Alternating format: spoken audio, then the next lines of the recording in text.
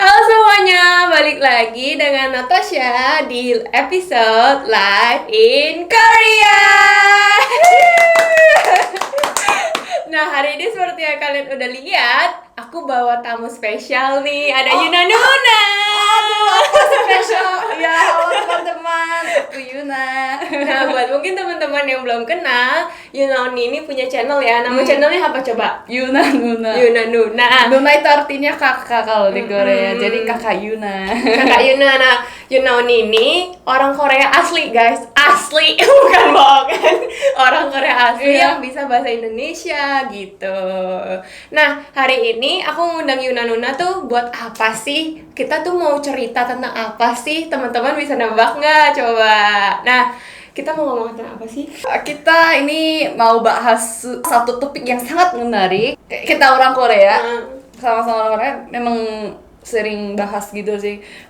Kita harus hati-hati nih kalau ada orang yang nyamperin di jalan yang nggak kenal, itu harus hati-hati. Biasanya banyak sih kalau misalnya di jalan itu kayak sering nyamperin sama orang yang nggak kenal gitu.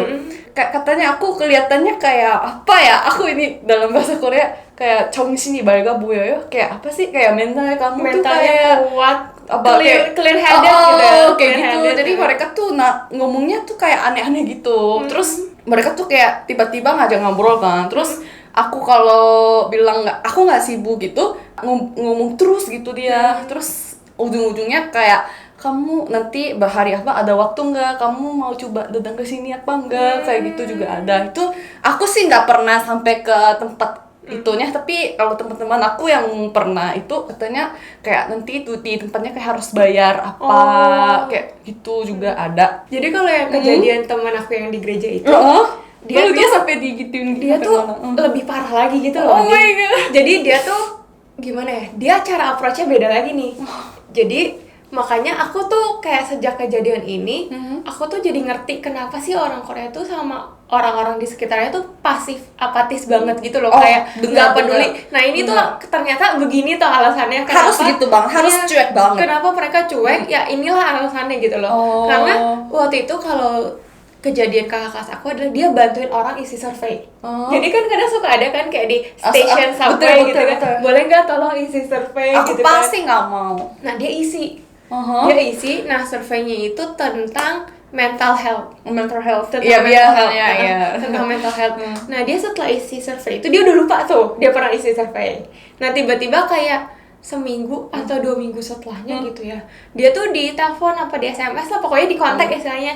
Oh iya kamu tuh yang waktu itu isi survei, kita dari Apak punya survei, jadi kita tuh mau nawarin konsultasi gratis. Soalnya kondisi mental kamu nih setelah hasil survei ini kelihatannya kamu stres gini gitu kan. Betul. Terus akhirnya dia konsultasi kan. Nah, konsultasi ini masih oke nih, masih normal. Karena bener-bener kayak konsultasi sama semacam psikolog gitu. Iya. Nah, tiba-tiba setelah berapa kali konsultasi, si psikolognya ini bilang, saya nggak bisa konsultasiin kamu lagi gitu kan. Kamu mendingan kamu coba belajar Bible deh, dia bilang gitu kan. Bible. Coba Bible study deh gitu kan. Terus dikasih kontak nih ke orang gitu kan. Akhirnya dia ketemu nih sama orang ini. Nah, orang inilah yang ininya. Mereka ngobrol tentang Bible, tentang Alkitab gitu kan ya, tentang cerita-cerita Alkitab. Tapi yang orang ini ngomong tuh ngaco semua gitu. Jadi karena teman gereja aku juga udah punya basic lah istilahnya pengetahuan tentang Alkitab gitu. Jadinya dia tuh bener-bener kayak enggak ini enggak begini. Jadi bener-bener kayak dibantah terus gitu loh. Itu berlangsung sampai kayak lumayan lama deh, sebulan kayaknya ada gitu. Dia kayak seminggu sekali ketemu sama si orang ini. Sampai akhirnya dia dibawa ke satu gereja, gereja tanda kutip ya. Itu katanya sih kalau nggak salah terpencil di atas gunung yang bener-bener cuma ada tak itu doang bangunannya. Serem banget gak sih? Serem banget. Habis itu kayak akhirnya dia mutusin, yaudah gue nggak mau ketemu lagi sama ini orang gitu kan. Cut contact, bener-bener cut contact. Cuma dikejar-kejar terus. Wah itu cut contactnya tuh susah katanya. Itu jadi tuh mereka tuh biasanya deketin banget gitu loh. Jadi kayak pengen jadi kayak teman akrab banget gitu. Bener. Tapi memang jadi teman akrab sama si orang-orang di sana. Terus kalau dia udah tahu ini, oh ini ternyata aku salah nih gitu kan, orang pasti ada yang sadar gitu kan. Abis itu kan dia blok kontaknya kan. Nah, mereka tuh udah tahu alamat rumah itu, terus kan udah deket kan, jadi kayak mereka tuh telepon terus pakai kayak nomor lain atau gimana, kayak dikejar terus. Itu katanya emang bikin stres banget sih, dan emang serem banget. Jadi tuh di sini ada loh kan orang-orang yang udah kena seperti itu, jadi kayak mentalnya rusak. Pasti ada yang kayak tempat konsultasi untuk orang-orang yang pernah digituin sama aliran yang seperti itu. Jadi itu gratis gitu. Jadi banyak banget. Kalau di Indonesia nggak ada yang kayak gini.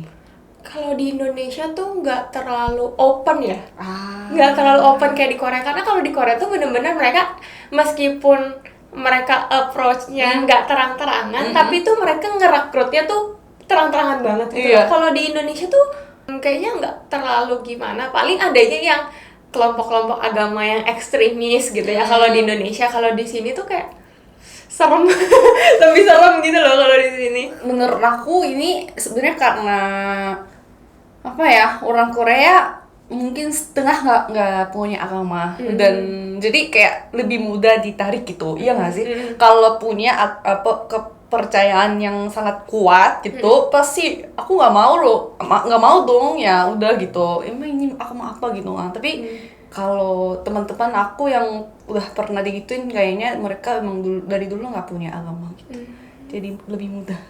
Terus yang kayak aku lihat di Korea tuh kebanyakan aliran sesatnya tuh yang bercabang dari agama Kristen Katolik nggak sih? Iya sih sebenarnya Kristen atau Katolik gitu Kristen sih. atau Katolik. Kim Chon Ji ini bener-bener agresif yang serem gitu loh, approach-nya kayak bener-bener kayak Iya. kayak Sering terjadi Sering sih hal-hal terjadi. yang kayak gini, emang sering terjadi di Korea, dan memang kita harus kayak hati-hati. Dan aku pernah disamperin seperti itu udah beberapa kali gitu, tapi aku udah tahu, jadi aku nggak pernah ngasih kontak aku gitu sih, karena aku udah tahu kan, karena teman-teman aku di sekitar aku banyak yang udah pernah kena gitu. Jadi misalnya kalau di dalam tuh diminta isiin kayak survei questionnaire atau apa, minta apa gitu, aku pasti kayak cuekin, aku nggak jawab juga gitu.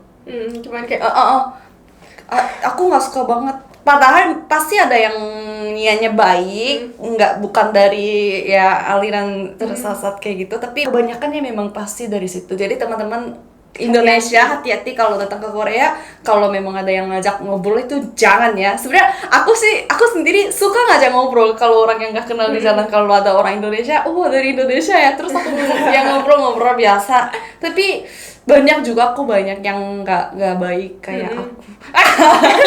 Nggak, jadi emang mungkin ini banyak orang Indonesia kurang tahu. Bahkan aku punya teman waktu kuliah yang muslim pakai hijab, dia pun disamperin gitu loh sama teman aku juga, sama JW itu disamperin juga. Jadi teman-teman gitu. aku muslim yang kayak traveling ke Korea, mereka kan pada pakai jilbab, tapi udah pernah ke tempat itu loh. Jadi kayak disuruh bayar kayak gitu. Jadi habis itu mereka nanya, Yuna emang ini tempat apa sih? Kayak mereka tuh kenal orang di jalan, terus dibawa ke ya satu tempat, terus mereka tuh kayak apa, jasa gitu loh, jasa apa sih?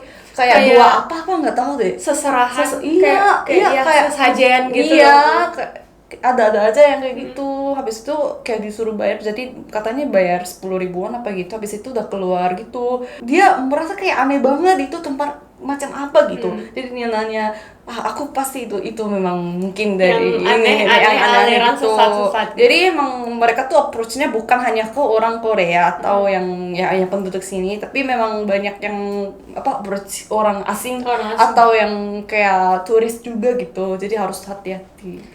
Paling banyak sih kalau ya aku dengar ya, kalau buat turis itu tiba-tiba disamperin, mau cobain hanbok gratis gak? Oh, betul. Itu banyak banget. Iya, teman aku juga jadi kayak disamperinnya gitu, terus dia coba pakai hanbok katanya. Iya, betul. Cobain hanbok gratis. Oh my god. Emang operasinya pintar banget. Kan pasti mau dong, iya nggak sih? Apalagi turis pertama kali ke Korea gitu pakai hanbok gratis, kapan lagi gitu kan? Wah. Temen aku juga yang kayak Jessa itu juga pernah kena, ada satu lagi. Jadi dia banyak tuh banget ya. Iya, dia tuh pertama kali datang ke Korea tuh waktu itu. Dia kan kuliah juga di Korea. Aku baru kenal dia belakangan ini sih, karena kan dia kuliahnya di Seoul gitu kan. Dia pas awal datang ke Seoul, tiba-tiba dia ditawarin apa gitu deh sama kayak Ajuma gitu kah. Terus kayak dia iya aja kan, namanya juga baru pertama kali ke Korea, dia nggak tahu apa-apa gitu kan. Iya aja, terus ya mereka kayak sembayang gitu, terus sembayang kayak nulis wishes di dalam satu kertas terus dibakar gitu kan. Terus temen aku tuh emang orangnya kocak kan, ya kan. Terus dia mikirnya tuh kayak, loh kalau misalnya ini harapan gua, terus gua tulis terus dibakar, berarti dia nggak terjadi dong gitu. Makanya dia nggak mau kan, dia nggak mau, dia nolak. Terus akhirnya udah, terus habis itu pas mau pulang dipaksa gitu kayak disuruh bayar kan? Iya nggak apa-apa, sukarela aja, iya berapapun boleh gitu, sukarela aja berapapun gitu. Coba dia nggak gitu. Apa akhirnya dia kasih cuma 1.000 won atau gimana gitu kayak gitu. Jadi ada alasan guys kenapa orang Korea tuh kalau di jalanan tuh apatis, tidak peduli dengan sekitarnya. Kenapa mereka cuek, itu ada alasannya, memang seperti inilah gitu. Makanya sekarang aku kalau jalan sendiri aku pasti pakai headset, jadi biar gini. Aku juga kayak selalu pura-pura sibuk. 1 menit gitu kan. Dia bilang 이거 시간 얼마 안 걸려요. 뭐 해주세요. atau ngobrol sebentar aja nggak apa-apa gitu. Aku bilang saya sibuk gitu. Terus aku jalan aja gitu. Emang harus cuek banget gitu. Tuh aku kalau dulu waktu kuliah tuh aku langsung kayak Enggak, aku ada kelas pergi. Iya, bilang gitu aja. Kayak kalau misalnya kayak di jalan sendiri, terus lagi mungkin kayak kelihatannya kayak lagi nungguin orang atau gitu kan, kelihatannya kan ada waktu gitu kan, pasti disamperin kayak gitu. Ya guys, jadi ceritanya sampai situ aja. Mungkin kalian dengar cerita kita ada yang merinding juga, karena Yunauni di sini juga merinding. Tapi aku harap kalian have fun dengerin cerita kita yang mungkin agak mencok, tapi ya setidaknya memberikan kalian insight lah. Kenapa sih orang Korea itu apatis di jalan gitu kan ya. Nah, thank you guys for watching today. Jangan lupa untuk subscribe channel aku dan juga nyalain loncengnya biar kalian jadi yang pertama kali tahu ketika aku upload video baru. Dan jangan lupa like dan komen. Nah, terus jangan lupa juga untuk kunjungin channelnya Yunauni di ya, jadi kita mau bikin satu video collab lagi itu di channel aku, jadi jangan lupa mampir channel aku Yunanuna. Jangan lupa subscribe juga ya guys, dan juga catch us up on Instagram, di Instagram aku @natasha.js dan juga Instagramnya Yunanuna. Jangan lupa ya follow kita di Instagram juga buat update tentang video-video baru. Oke? Sampai sini aja video hari ini. Terima kasih teman-teman. See you on the next video. Bye-bye. Bye.